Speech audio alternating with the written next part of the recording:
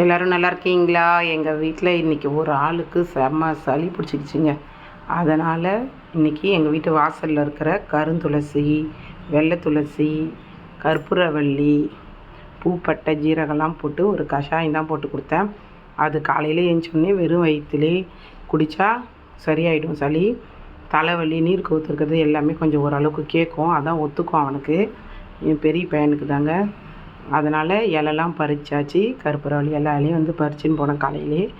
பறிச்சுட்டு அதுக்கப்புறம் அடுப்பில் தண்ணி வச்சு பூப்பட்டையை போட்டாச்சு, 4 ஜீரகமும் போட்டாச்சு. இலையை நல்லா கழுவிட்டு கொதிக்க வச்சு ஊற்றிட்டா சூப்பரான கஷாயம் ரெடி ஆகிடுங்க. ஃப்ரெஷ்ஷாக நம்ம வீட்டிலே வளர்த்து நம்மளே போட்டு பிள்ளைங்களுக்கு கொடுக்குறது அவ்வளோ நல்லது.